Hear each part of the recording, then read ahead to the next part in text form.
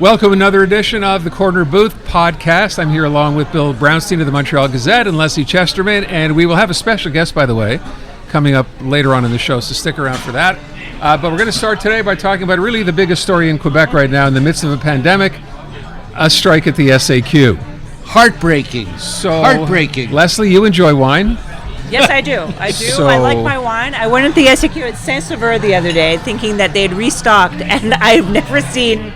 Well, no, there was a strike at Christmas a few years ago where all the cases were on the floor. Do you remember that? Yeah, the shelves are empty. This is unlike anything I've ever seen. Yes, but you can also find some, not deals, but you can find some wines that you never know existed before. You know, right. So it's kind of fun to see what's left. Now, what do you mean by that? That you would never shop for because they were what, too expensive? You couldn't find them, or well, what? Because you don't have the choice, so you have to go towards that wine that you don't really want. So a lot of good Romanian wines, and look what I found. The Bulgarian section was well stocked, I must say. Good to know. Okay, Bill, what do you have there? Smoky Mountain Moonshine.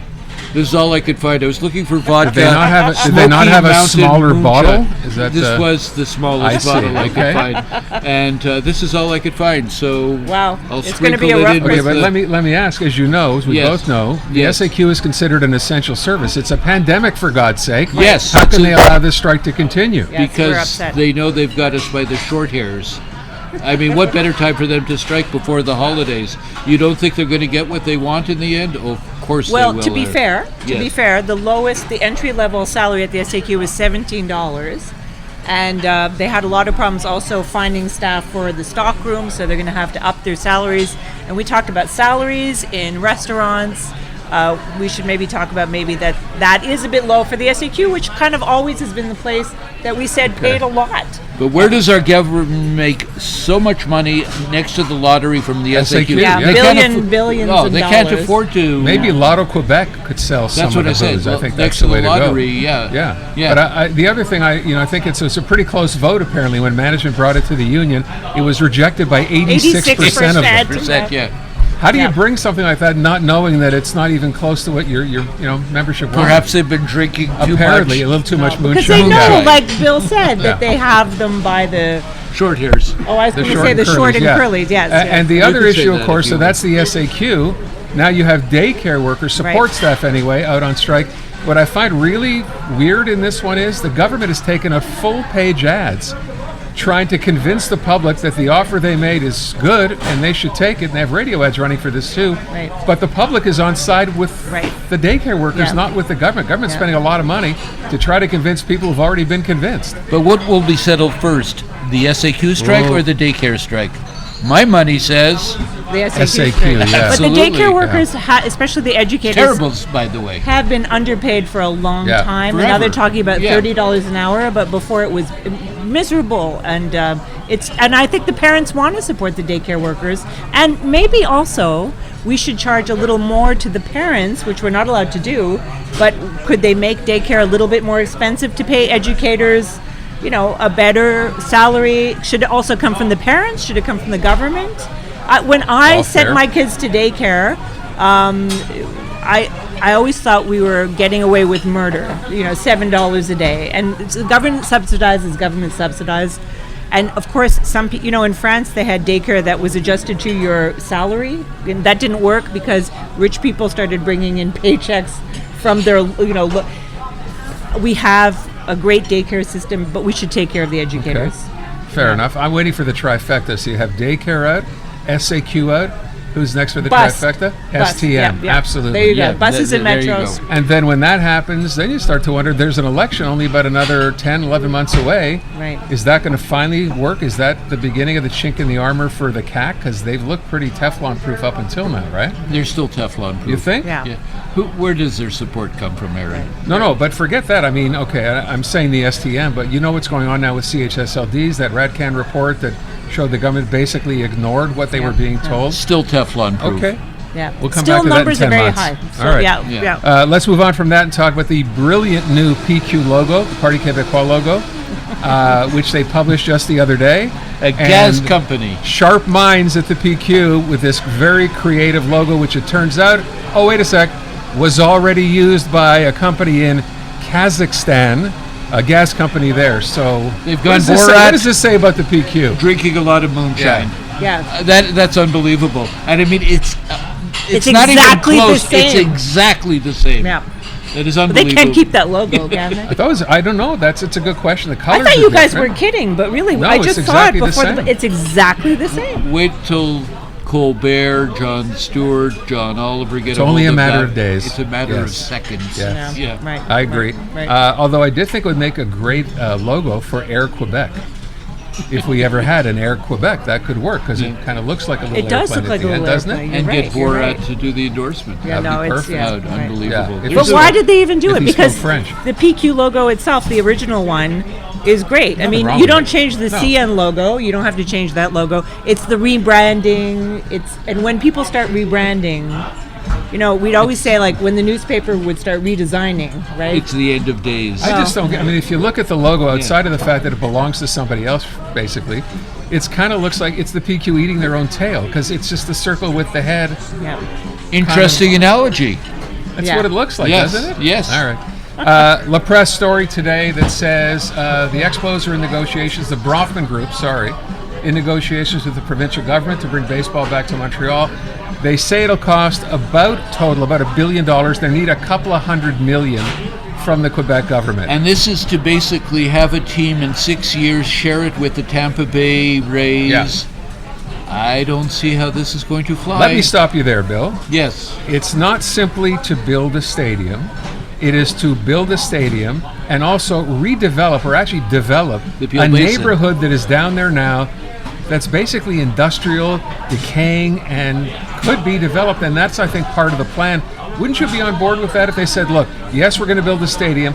We're also going to build social housing, retail stores, community centers, etc., as part of a new development that I call Peel Town, because it's right next door to Griffintown. Town. And right next door to you. Yeah, wouldn't that be good? Why would Sure, we be as long as against they that? put some social housing along the first baseline and some more on the third. All right, I'm trying to understand. trying. The Aaron, bottom you're line here is that they want a stadium that costs $1 billion, and no matter how you dress this up with all sorts of other things, social housing and whatever, the bottom line, it's a stadium that will be used in 5 or 6 years, maybe, because I think Tampa Bay is playing us for patsies, and they're really not going to do this. They're going to just do this to exert pressure on locals in Tampa But what's Bay. wrong with having a downtown? We need a downtown What stadium. are we going to don't put have in one. there?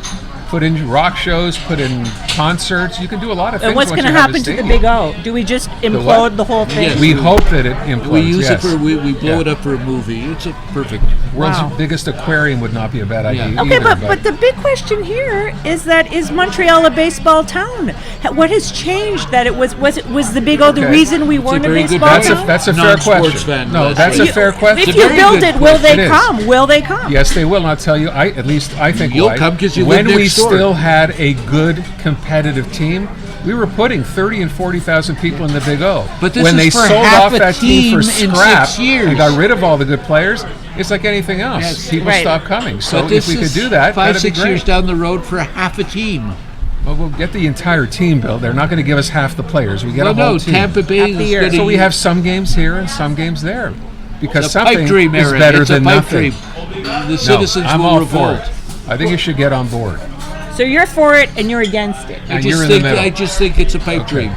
I don't No, think it I is. just don't. I think that this could be. First of all, no matter what our city has done, it's going to go over budget, Yes. right? But that's to be. That's It's- anything. if it will cost, Dominique Anglade spoke out today and said this is BS or something. It was very strong language. How, if taxpayers are involved, if taxpayers have said flat out they don't want to be No, involved. they don't. They're right.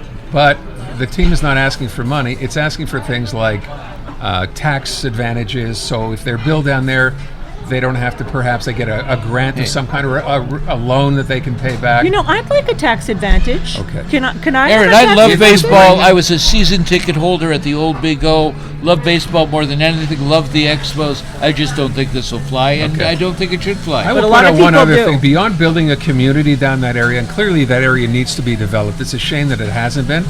Think about one other thing that I don't think has been brought up, and that's naming rights to a stadium. Do you know how much they just spent to rename the Staples Center in LA? No. Take a wild guess. $50? $700 million. No. Crypto.com bought naming rights for $700 million. That's money in the bank too. They don't need to get this from traditional sources, including taxpayers, to make this work. I'll leave it at that. That's kryptonite. That's interesting, though. If the money did come from elsewhere, It's not going to come from elsewhere. Who's going to name a Desjardins stadium? would spend, I'm sure, You think? $700 $20, million? $30, $50 million for naming rights. well, I think they Videotron would. is experienced with stadiums. Yes, right. usually ones that sit empty. Could they pick the one up in Quebec and, Yeah, very expensive to move by truck. Okay. All right, let's go on to one other thing before we introduce our special guest for tonight. So the other thing is the chaos that's going on now. They changed travel rules, right? Actually, as of just this couple of days ago. There are people staying in what they describe as penitentiaries for hotel quarantine right now. The government make a mistake by doing this again? Have we overreacted to the latest Omicron issue? Well, maybe, because apparently it is more contagious but less violent, right? Isn't that the situation? So far. Also, what about these quick tests? The government's The talking a rapid lot tests? about the rapid tests, giving 7 per family with kids. When are we going to get those into pharmacies? When are we finally, in Europe, in England, in France, they've had the In the quick States, tests. you can go to a pharmacy and get it done for What free. is going on? Yet, while doing all this, they've just announced that you can have up to 20 people at a holiday gathering. Well, we've got more cases than we've had in 6-8 months. Right. I don't get it at all. I mean, they just changed the rules, and they will continue to be changed as days goes by. Which makes it so hard for the average person out there to understand what they're And supposed if to you're do going and to what they're travel, not you don't supposed know to. what you're doing. You Are don't. you Yeah. coming in and out? All right, we're And going the to rapid tests, make it fast. I think, and make them free. If they can give them to Yeah. people, and they are giving them to some businesses, why not offer them to people as well? Yep. Exactly. All right, Yeah. let's take our break and meet our special guest. David Acer, who is in fact the creative director of Superdogs. He is the co-owner of the Comedy Nest in Montreal, the city's only full-time English comedy venue. This is correct. He is a comedian in his own right, and he is a magician. In fact, one of the most renowned magicians on the planet, having penned several books on the subject, and he tells David Copperfield he's got nothing on him. I feel like this intro built very nicely. Thank you for that. That was the right order. So question, Yeah. canines or comics? Who do you like better? I like petting comedians better. That doesn't sound right. No, it sounds very No, sick, that was actually. inappropriate. Yeah, very Yeah. inappropriate. The answer is, well, I mean, working with dogs, it's a pure joy. I mean, you get up, you see their smiling faces. You don't get that out of comedians. They're never smiling. True. Yeah. True. Yeah. I have a question. How do you go from doing stand-up, which you've done for most of your adult life, Yes. to dogs? I actually did other stuff Bill didn't even mention, which is write for television for years. And the Superdogs about 10 years ago were looking for new content, new ways to do their shows. So they brought me on board. Hold to on a write. sec. Yeah. Super dogs were looking for new content. These They are were. dogs running around a ring doing tricks. What possible new content could there be? Well, now they go counterclockwise. Yeah, okay. Do they That's give a why they paw? brought you on board. That was one of Right. my Okay. that was one of my first ideas. And we would be remiss in not mentioning that there's a Superdogs musical taking place at the Siegel Center up until December the 18th. 19th. That's yes. actually unprecedented. The Superdogs musical is a weird hybrid, and I mean weird in the best possible sense, of an actual musical production with very talented actors and singers working with a Superdogs cast who are part of the overall production. And the storyline is that there's a young girl with a dog who's trying to get into the Superdogs. So that's actually a real departure from anything we've ever done before, and that's running right now in Montreal. Okay, which still doesn't now. Can you go back? So you're hired by the Superdogs people To write to refresh what they're doing. Well, yeah, to write new because really, I mean, a little bit like acrobats, dogs can only do 15 or 20 or 30 things. And you want to package these in different ways and more theatrical ways. These dogs are just playing. They're playing. They're not. It's not a traveling circus. They're all the family pets of the trainers that Rescue perform dogs with us. at that. Many of them are rescues, absolutely. And they come and play, but you want to package that play in a way that's sort of theatrical and entertaining for an audience. So that is what they brought me on board to do years ago. And originally it was going to be a 3-week contract or something, and it turned out to be an 8-year deal at this point. And does this thing tour? Or, I mean, do you? The Superdogs perform all over the country, but it doesn't tour in the sense of getting on a bus. We have trainers we work with in pretty much every part of Canada. So when we're in Vancouver, we work with 8 or 10 trainers that live in Vancouver. Edmonton, Calgary, etc. So these dogs aren't sitting in on a bus for 6 months. They're going home every night after the show. They're Pungent sleeping aromas there would be. They're going to the dog run. That is a good point. That's a good So point. wait, so these dogs, if you like in Vancouver, for example, you have Vancouver-based dogs? or- 100%. It's all trainers that live in Vancouver, okay. mostly, I didn't know that. and they're given sort of a list of skills to work on 3 or 4 or 5 months ahead of time that kind of fit with the show that we're doing. Got it. And in the case of the musical, we have a few trainers from Quebec, a couple from Ontario because we needed some particular skills. But it's, as I say, it's a bit of a departure from what we normally do. So we're experimenting in some sense with that. Okay. Now, when Bill and I talked about having you come, and I know Bill's a big fan, as I am as well. I've seen very you perform many, many times. We want to talk a little bit about what COVID has done to comedy clubs, Yes. because we know how hard that has been. Well, I can certainly tell you when we were not allowed to operate, it was very difficult to make money. But then, when they let us reopen, it went swimmingly. As soon as we reopened, we've essentially, and as you know, these numbers have expanded over the course of the summer and into the fall as they've let more and more people attend shows. But we were essentially sold out from the day we reopened. Yes. All the way through. But David, more to the point. Yes. What Aaron means, I think, is what has COVID done to comedy in the sense of political correctness? Are comics? No, that's not Is at that all what you I meant? meant. It feels No, like- not at I all. thought No, that's because what we you got- meant, I Aaron. didn't feel that's what Aaron meant. I didn't I'm saying understand that's that. not at all what I meant. Nope. But now that you Interesting mention it, interpretation, yeah, but not what interesting. it- Did you have a follow-up question? I did not. Bill apparently did, though. Bill, what would you like to know? What has COVID done to comedy on the more metaphysical stage? Well, more metaphysically, we do need more distance between the comic and the audience. In the sense of political correctness, COVID didn't have a direct impact. Political correctness is an entirely different discussion related to a kind of a movement on social media. But we're more careful today. Our comics more Are careful. comedians woke? I think they're well. Even Are the they term, woke? I'm not even sure the term You're woke is barely woke woke now. anymore. The answer to your question is, I think people have always been, or there's always been the potential to offend with comedy. In fact, I think there was a Joan Rivers quote from years ago that was, I'll get that, from years ago that was, if you're not offending somebody with every joke, you're not doing your job.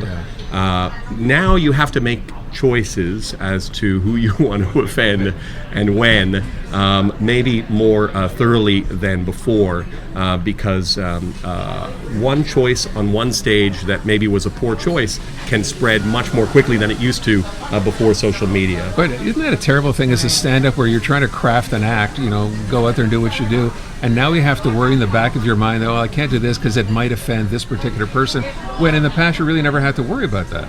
I think you always had to worry Did you? about it in the sense of the audience that's directly in front of you. I mean, in the end, you're trying to entertain. That's certainly your first goal. So you did have to worry about that. The problem now is the repercussions are exponentially greater. It's one thing to do a joke that doesn't work that night and you realize, I've crossed a line and maybe I don't want to play with this concept or this premise. It's quite another to do a joke. You were wrong that night. It turns up on social media and now you have a real problem outside of that. So I do think that comedians have to consider those challenges much more than they ever had to. Okay, I would imagine as well, I don't want to sort of take up all the questions, but I'm just thinking in the creative process, when you don't have a live audience or someone you can work material to decide what to keep, what not to keep, COVID kept everyone in that, in that field from Zoom doing zone. that. How hard Right. was that? One advantage of COVID, thank God there was a pandemic. One upside to COVID in terms of writing new material was you could write material about something that everybody was experiencing at the same Right, yeah. time.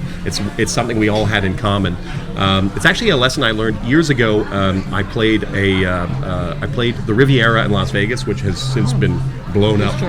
It doesn't exist anymore. Because of you? The Riviera no longer exists. That's where Casino was Don't shot. tell me you had reservations. No, there. I'm saying, was that because of you? Did you have something to do with the fact that... No, although the Okay. first time Bill and I met and did an interview for the Gazette was at Ben's Deli, and we all know what happened to that. So I don't have high hopes for Green Spot. But But one thing we learned performing in Las Vegas, and there is a bit of a parallel, was that the only thing everybody in that audience has in common, because they're coming from all over the world, is Las Vegas. So your opening 10 minutes pretty much had to be about the casino and the city and anything you might have experienced getting there. And then you could go into your jokes about relationships and TV commercials or whatever else it happened to be. In the same sense, coming out of COVID, everybody was opening with material about COVID. It's the one thing we all had in common, and then you had a bit of a departure after that. Do you have a good COVID joke? I do not. Yes, you do. No, I don't have a good COVID joke. Yes, you did. I have. Well, I tell you, the one thing we, when COVID started, of course, we were all out of work. The comedians had to find jobs. So the first thing I did was I hired myself out to places that couldn't afford plexiglass as a mime. You had to be really sharp when the health inspector showed up. That's good. Did you do birthday parties? Years ago, when I was a kid. That's how all magicians start. We all start at birthday parties. Yeah, absolutely. Yes. Well, and kids are the hardest audience, which makes them the best audience. Actually, it's good preparation for stand-up, frankly. Have you ever done a magic trick with a dog? We had a whole show years ago, 2 years ago, with the Super Dogs called Abracadabark. And not only did we do magic tricks with the dogs, but the dogs were doing magic tricks themselves. That's one of the things they brought me on board for, was to write stuff like that. Wow. What breed is the best magician? Border Collies are generally the smartest dogs, so I would say they're the best everything magicians. better. Yeah. What But about bearded Collies look more like wizards, so They were better with the wizard. visually tricks. they're better. How does a dog do magic trick with no opposable thumbs, though? You'd be amazed what you can do with a tail. Yeah. Oh. I don't know what that means. I have no idea what that means. It's not this kind of broadcast. Okay. Can I ask, given the fact that you're as renowned as you are, Yes. who do you consider to be one of the best magicians Doug in the world? Henning, for sure. I actually love Doug Henning. I miss He that. passed away. He did pass away, so he's not as good. But harder now. That was too soon. That was too soon. It's not too soon. Doug Henning was actually I wouldn't say an influence, but somebody I watched closely when I was a kid in the 70s because he brought a kind of joy to magic that a lot of magicians were sort of mysterious at that time, and he was just sort of happy and playful, and that was a lovely playful. energy. But more recently, I mean, if you watch Penn and Teller fool us, you're going to see some of the best magicians who ever lived, and they're doing, a lot of those guys are doing stuff that they invented themselves. So that's a show where you're going to see people you might not otherwise get a chance to see doing really creative stuff. Okay, I want to have one last question. When you watch like America's Got Talent, where every now and then there'll be a magician on, do you look at that and try to understand the trick, or what do you do when you You'd watch be it? amazed how often I get fooled by magic, despite the fact that I'm embedded in it. There's people that are just for years, magic went through a bit of a renaissance with what we call the effect. In other words, the trick that the audience sees. Right now, magic is going through a renaissance with method. So for years, you were seeing different kinds of tricks using methods that we were all kind of familiar with. Now you're seeing completely different methods to do tricks. So there's a whole new explosion of creativity in the technique, and that's been fascinating to watch. What's the name of the great well, maybe you're not going to say he's great. David, the guy who... Copperfield? No, the guy who was in the ball above... David Benn. Yes. No, not David Benn. I'm so sorry. David Benn is another magician. David Blaine. Pardon Yes, me. David Blaine is a great magician, and he's brought a lot of attention back to magic. As a matter of fact, he kind of rebooted magic in the 90s when it was pretty much on its way out, long after guys like Doug Henning. Right. And David Copperfield had sort of transitioned to live shows, not so much on television. David Blaine absolutely rebooted He's great at the card art. tricks too, isn't he? A master. Yeah. Dave, a pleasure to have you. Where do you go from here? Supercats? Spectacular will be the name of that show. No, we wind down Super Dogs till December 19th, and then we take a couple of weeks off, which is going to be welcome. Do you own a dog yourself? I don't, actually. I travel so much, I didn't feel it was that's right. appropriate That's to have a good. dog Right. stuck in Not home. appropriate. Yeah. Absolutely. Yeah. I have a giraffe. On that happy note, Polar bear. Yeah, I guess that will wrap it up for us, David. Thank you so much for being pleasure. here. Very Thanks for much having me. appreciate Say it. hi to That's the going to giraffe wrap up for us. another episode of the Corner Booth. And we will be see back you again next in a week, week. right? Yes, yeah. sir. Right. Okay.